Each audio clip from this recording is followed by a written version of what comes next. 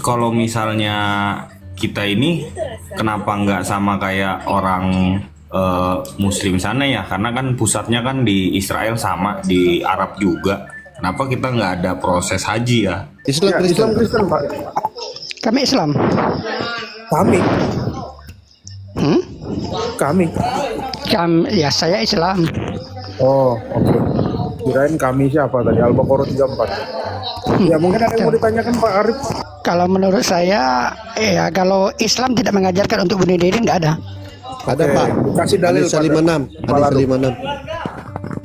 Ya, saya Pak Ladu bisa Bisa. tunjukin? bisa. Silakan. Tafadol. Saya tidak mempelajari terlalu dalam Islam, enggak. Nah, makanya kalian yang apa toleran ini ya, toleran anak yang manis ini, kalian itu semua Toleran. adalah orang-orang yang memang tidak mengerti Islam. Gitu. Sebentar kita lihat dulu ya Pak Arif ya. Ditahan dulu napasnya. Silakan Pak Ladu. Pak Ladu ini memang baru aktif lagi ya teman-teman. Karena kemarin waktu pelantikan masih sibuk ya. Jadi Tunggu panggilan, maksudnya tunggu di telepon ya. Ternyata dari telepon Pak Prof. di miss call. Saya tunggu DM, saya periksa DM, tidak ada jo DM-nya ini, aduh. Kita mau dada-dada di depan kamera enggak? Padahal saya sudah latihan tempo hari. Karena kabinetnya merah putih Pak, bukan kabinet orange. Ini Pak ya, dalilnya Anissa anak 6. Tuh, surat 4 ayat 66 Pak, silakan dibuka. Ya. Silakan Pak Ladu dibacakan Saya baca. dengan dialek Quraisy. Dan sekalipun telah kami perintahkan kepada mereka, bunuhlah dirimu atau keluarlah kamu dari kampung halamanmu, ternyata mereka tidak akan melakukannya kecuali sebagian kecil dari mereka. Dan sekiranya mereka benar-benar melaksanakan perintah yang diberikan, niscaya itu lebih baik bagi mereka dan lebih menguatkan. Demikian firman Allah dengan segala kebenarannya. Amin, gitu Pak. Jadi itu ada perintah juga ya kalau kita baca itu Pak. Tuh. Bahkan kalau kita baca ayat ini ya, ini kita ke-banned dari TikTok. Serius. Ih, udah lama saya ke band lagi nih.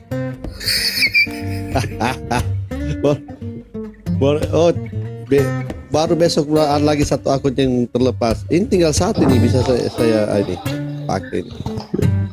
Makanya saya tahan nih. Jadi memang kita di atas ini butuh Islam yang radikal ya. Halo Pak. Ya, Ya gimana? Kalau menurut saya, Al-Quran sekarang banyak dipalsukan. oh banyak dipalsukan. Coba Pak Ladu ada request dari bawah tuh ayat 67. Apalagi menurut yang di download nih. Ayat berapa? Banyak. Bapak kan Jadi, bisa Pak, cek dari situ Pak, dari rumah Bapak. Ayat 67-nya Pak Ladu dilanjutkan, ada request 67. dari alul kitab di bawah ya. Dengan demikian, pasti kami berikan kepada mereka pahala yang besar dari sisi kami. Maha benar Allah dengan segala firman-Nya. Tuh. Tuh Pak, yang bunuh diri dikasih pahala Pak, yang besar.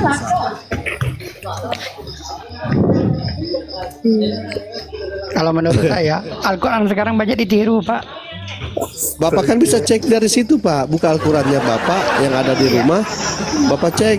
Nah, tinggal kita samakan apakah ini benar seperti ini atau tidak, kan gampang Pak. Kan Bapak kan punya Al-Quran di rumah. Pertanyaan gini Pak Ladu, siapa yang mau niru Quran? Mbak, Al-Quran itu apabila ditambah satu huruf alif maka akan beda artinya. Oke, kita tanya dulu ke Pak Wan. Setuju nggak Pak Wan? Pak Wan? Oh, berarti Pak Arif ini tidak percaya Allah lagi. Allah berkata bahwa Allah menjaga Al-Quran, Pak. Iya. Wah, Bapak parah ini. Astaga, ini kenapa begini berdua dari tadi kok? Aduh, dari tadi Islamnya kenapa begini ya, Kak? Makanya Prof, kita itu harus downgrade untuk mengimbanginya. Ini Lanjut, fenomena baru ya. Biasanya Islamnya akhir-akhir ini udah malu ngakuin KTP-nya, ini sekarang semuanya pada toleran. Toleran. Toleran. Aduh. Kalau ada yang bisa, Pak Arif, kalau ada yang bisa ya merubah-rubah Al-Quran, Pak, ya. Wah, berarti si Allah gagal dong perkataannya bahwa dia yang menjaga, Pak. Berarti yang merubah Al-Quran itu lebih hebat daripada Allah kalau gitu, Pak. Yang merusaknya kan bukan agama Islam, orang-orang yang lain lah. Iya, berarti orang-orang di luar Islam itu yang merubah, berarti lebih hebat daripada Allah. Karena Allah mengklaim bahwa dia menjaga Al-Quran. Sekarang gini Pak, kalau kita tulis suatu perkataan yang terhormat, tapi kan terkadang iyangnya itu kita tidak pakai A lagi. Mustahil kita sadar gitu. Berarti kesimpulannya Al-Quran berubah-ubah ya teman-teman ya. Berubah, tapi dirubah oleh orang tidak bertanggung jawab. Oke, Al-Quran dirubah-rubah ya. Sekarang saya tanya, Injil ditulis oleh siapa? Para rasul kami, para rasul Tuhan Yesus Kristus. Ditulis apa dia apa? Ditulis sama para rasul. Oh. Sedangkan Al-Quran dari firman Tuhan, bukan ditulis. Loh, nggak ditulis? Wah, dalam berbentuk buku, Pak, turunnya, Pak, ya? Nggak ditulis. Pak, Hmm. jadi Al-Quran ini turunnya gede buku, Pak. Al-Quran nggak ditulis, Pak. Berarti turunnya itu apa? Flash disk. Ya, dari zaman Nabi kan diwahyukan melalui terus? malaikat, Habis diwahyukan? disampaikan ke Nabi. Iya. Dalam Gitu. rupa apa tuh? Disampaikan ke Nabi terus diapain? Nah, secaranya kan kalau logika sekarang yang memang nggak masuk akal lah. Lo lihat, habis disampaikan terus diapain sama Nabi? Ya, baru dibaca oleh Nabi. Loh, kok dibaca? Apa yang dibaca? Allah. Oh, jadi Nabi sudah pintar baca, Pak. Dia bisa baca. Bro. Kalau Nabi nggak bisa baca, mungkin orang kini lebih bodoh daripada zaman dahulu. Berarti Nabi bisa baca ya, Pak ya? Bisa baca. Oh, coba Al-Araf 157 Pak Laduk. Saya tidak percaya kayak gitu. Soalnya kan sekarang semenjak zaman canggih sekarang, Al-Quran itu banyak yang dipalsukan oleh kaum-kaum yang tidak bertanggung jawab. Nah nih, tuh Al-Araf 157. Orang-orang yang mengikuti Rasul, Nabi yang umi, apa tuh? Tertulis. Tidak bisa baca tulis, Pak Arif.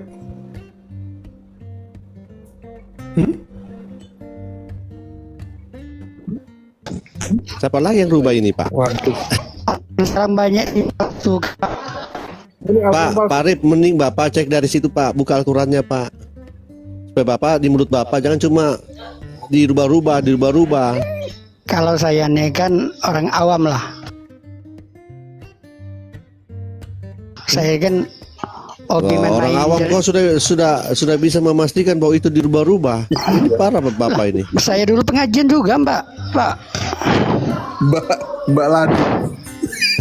Al-Quran itu tulisannya Arab. Sedangkan saya nih Indonesia.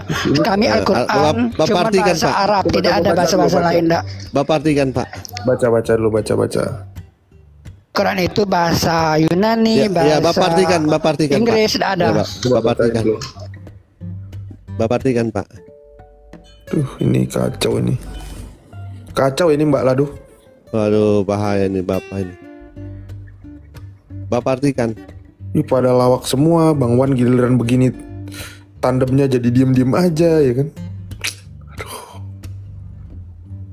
Aduh. Ini yang parah ya, kalau kadang kan kalau mereka tidak tahu artinya, terus ketika mereka sholat kan itu kan setelah ini kan ada ayat yang dibacakan kan, terus mereka baca apa namanya ayat Al-Asaf 51 kan lucu. Terus mereka tidak tahu artinya. Datang OT bilang, oh ini artinya kamu boleh menggauli siapapun yang kamu kehendaki. Wah, Aduh, ini gimana nih kita?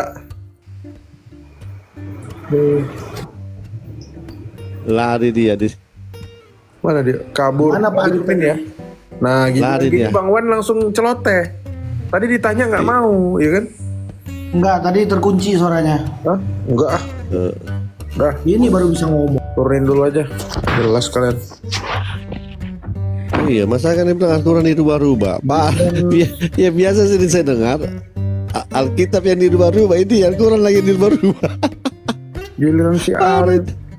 Iya malam Pak, Islam Kristen Pak. Aku dari kemarin pengen nanya. Aku Islam Kristen Pak. orang Kristen. Oh, Kristen. ya. Silakan Pak Afa. Iya, kita pengen nanya, kan kita kan ke gereja. Terus kalau misalnya kita ini kenapa nggak sama kayak orang Muslim sana ya? Karena kan pusatnya kan di Israel sama di Arab juga. Kenapa kita nggak ada proses haji ya? Itu aja sih yang mau ditanyain. Gak ada Pak. Karena Tuhan Yesus itu mengatakan tubuh kita itu bait Allah. Ya. Jadi kita sudah tidak mengenal lagi mengenai tempat. Orang-orang Kristen tidak memiliki kecemasan akan tempat. Kalau kita jadi Kristen, kita nggak perlu ke Yerusalem sana untuk mengelilingi bait Allah 7 kali berlawanan jarum jam, menciumi tembok ratapan. Tidak. Bahkan orang Katolik pun tidak wajib, tidak harus, nggak mesti pergi ke Vatikan sana, gitu. Jadi kuncinya punya itu kecemasan. tubuh kita ini adalah bait Allah ya. Iya, fokus kita adalah Kristus. Fokus kita adalah Kristus. Kedatangan Dia kedua kali itu kita harus mempersiapkan diri kita agar kudus, hidup kudus. Poinnya di situ. Ya. Oke, terima Mau kasih. datang ke sana nggak menjamin keselamatan, gitu Bang. Terima kasih ya. Sama-sama. Ya, kita nggak punya rukun iman soalnya. Iya. Rukun Islam, sorry. Yohanes 4 ayat 21 dikatakan, kata Yesus kepadanya, percayalah kepadaku hai perempuan, saatnya akan tiba bahwa kamu akan menyembah Bapa bukan di gunung ini atau bukan juga di Yerusalem. Betul. Kamu menyembah apa yang tidak kamu kenal, kami menyembah apa yang kami kenal. Mantap. Paladu. Itu ayatnya. Mau bertanya di Keluaran 20 ayat 4 sampai 6, Bu. Tolong dibacain Bang. Tentang apa? Keluaran 20 ayat 4 sampai 6. Iya, perihal tentang apa yang ditanyakan? Membuat patung. Jangan buat patung yang menyerupai apapun. 10 perintah Tuhan tuh. Apa yang jawab? Tanya, Pak. Agatha kayaknya paling pas nih. Apa yang mau tanya, Pak? Orang yang membuat patung Yesus itu apakah tidak bertentangan dengan ayat ini? Siapa yang membuat patung sini? Ya kadang ada yang kita nampak itu yang membuat patung itu. Ya itu kan pekerjaan, Pak. Itu bukan buat dia sembah. Kalau pemahat ya, pematung atau pemahat itu kan sebagai profesi. Apa dia berdosa? Kan dikatakan jangan membuat patung bagimu yang menyerupai apapun yang di langit, yang di. Gereja Paladu ada patung? Nggak ada.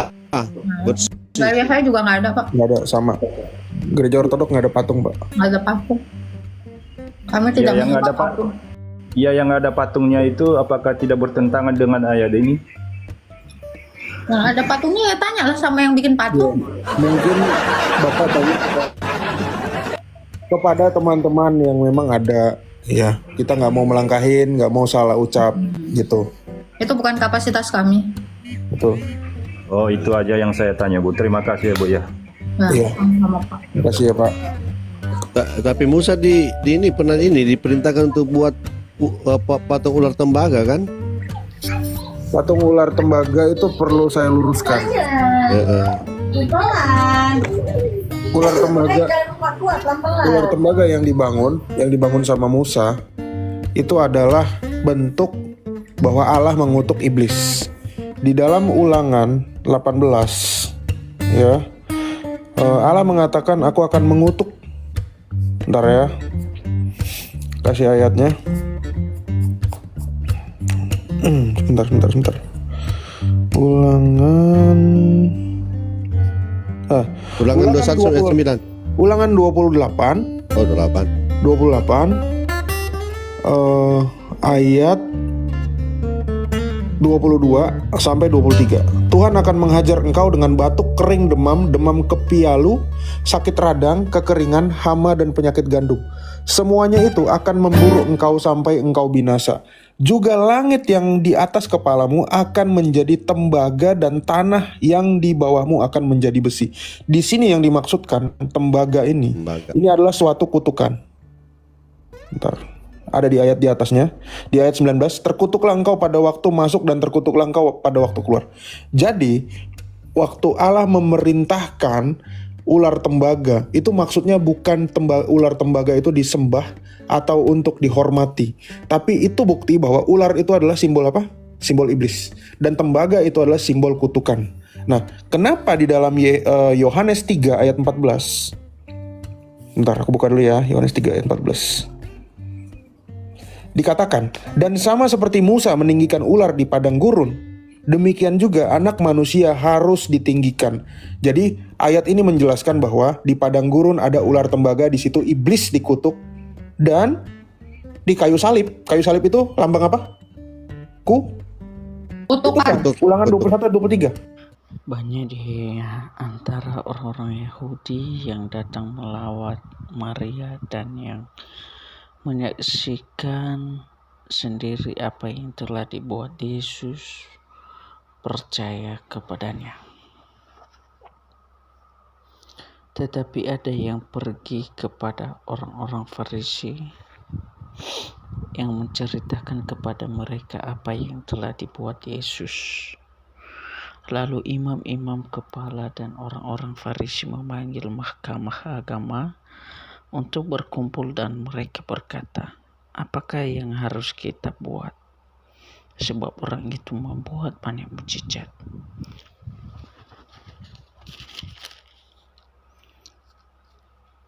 Apabila kita biarkan dia, maka semua orang-orang akan percaya kepadanya dan orang-orang Roma akan datang dan akan merampas tempat suci kita bangsa kita. Tetapi seorang di antara mereka, yaitu Kayafas, imam besar pada tahun itu, berkata kepada mereka, kamu tidak tahu apa-apa dan kamu tidak insaf bahwa lebih berguna bagimu jika satu orang mati untuk bangsa kita daripada seluruh bangsa kita ini binasa.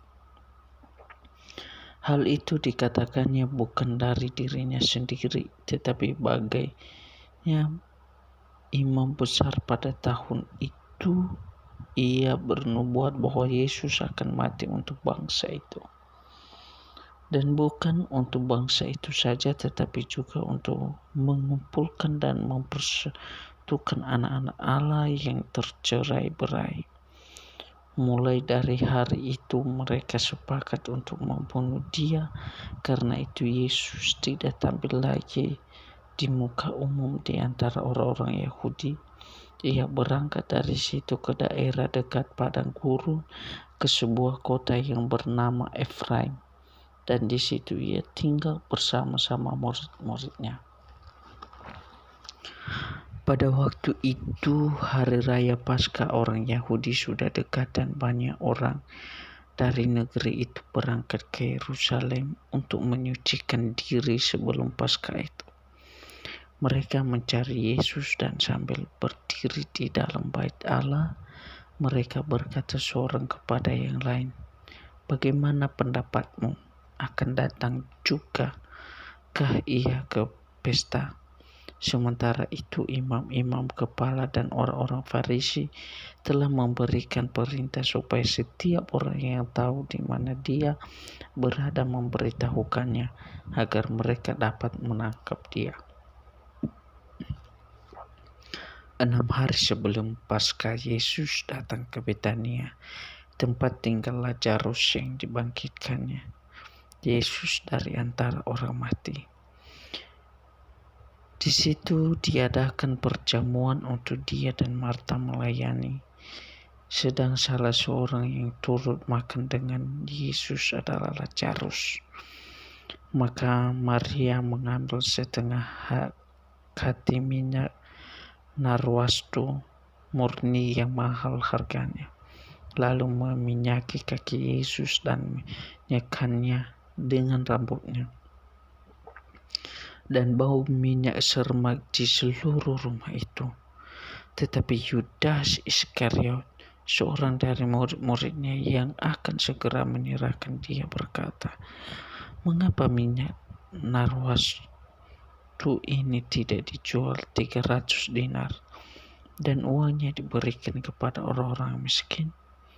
Hal itu dikatakannya bukan karena ia memperhatikan nasib orang-orang miskin, melainkan karena ia adalah seorang pencuri. Ia sering mengambil uang yang disimpan dalam kas yang dipegangnya. Maka kata Yesus, "Biarkanlah dia melakukan hal ini mengingat hari menguburkanku.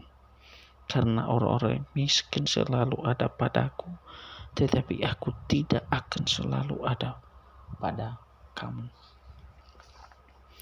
Sejumlah besar orang Yahudi mendengar bahwa Yesus ada di sana dan mereka datang bukan hanya karena Yesus, melainkan juga untuk melihat Lazarus yang telah dibangkitkannya dari antara orang mati. Lalu imam-imam kepala bermufakat untuk membunuh Lazarus juga, sebab karena dia banyak orang Yahudi meninggalkan mereka dan percaya kepada Yesus. Keesokan harinya, ketika orang banyak yang datang merayakan pesta mendengarkan bahwa Yesus sedang di tengah jalan menuju Yerusalem, mereka mengambil daun-daun palem dan pergi menyongsong dia sambil berseru-seru, "Hosana, diberkatilah dia yang datang dalam nama Tuhan, Raja Israel."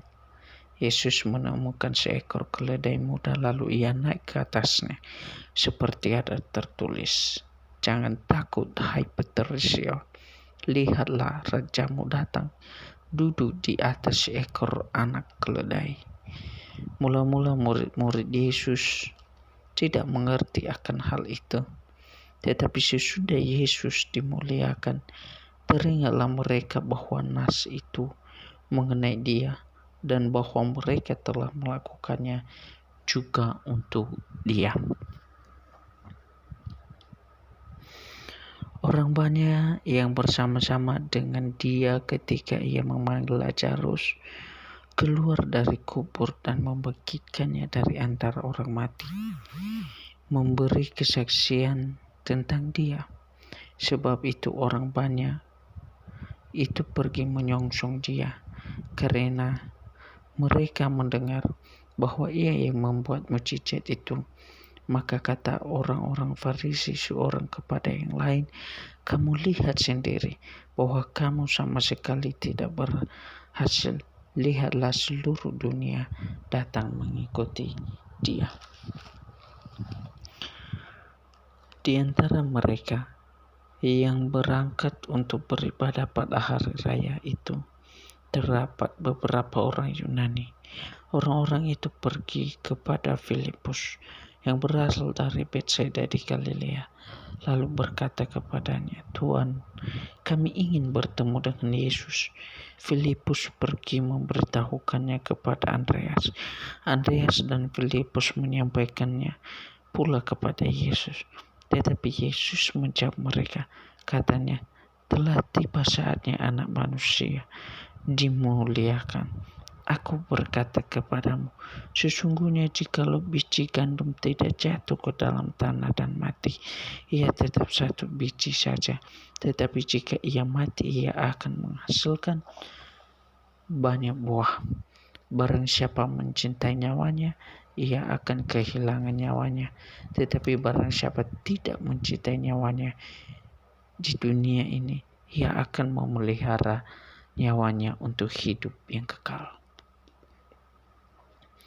Barang siapa melayani aku, ia harus mengikuti aku. dan di mana aku berada, di situ pun pelayananku akan berada. Barang siapa melayani aku, ia akan dihormati Bapa. Sekarang jiwaku terharu, dan apakah yang akan kukatakan? Bapa, selamatkanlah aku dari saat ini. Tidak, sebab untuk itulah aku datang ke dalam saat ini. Bapa, memuliakanlah namamu. Maka terdengarlah suara dari surga. Aku telah memuliakannya, dan aku akan memuliakannya lagi. Orang banyak yang berdiri di situ dan mendengarkannya berkata bahwa itu bunyi guntur. Ada pula yang berkata seorang malaikat telah berbicara dengan dia. Jawab Yesus, suara itu telah terdengar bukan oleh karena aku, melainkan oleh karena kamu. Sekarang berlangsung penghakiman atas dunia ini.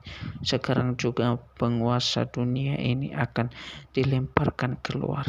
Dan apabila aku ditinggalkan dari bumi, aku akan menarik semua orang datang kepadaku. Ini dikatakannya untuk menyatakan bagaimana caranya ia akan mati. Lalu jawab orang banyak itu, kami telah mendengar dari hukum Taurat bahwa Mesias tetap hidup selama-lamanya. Bagaimana mungkin engkau mengatakan bahwa anak manusia harus ditinggikan? Siapakah anak manusia itu? Kata Yesus kepada mereka, hanya sedikit waktu lagi terang ada di antara kamu. Selama terang itu ada padamu, percayalah kepadanya, supaya kegelapan jangan menguasai kamu. Barang siapa berjalan dalam kegelapan, ia tidak tahu kemana ia pergi. Percayalah kepada terang itu selama terang itu ada padamu, supaya kamu menjadi anak-anak terang.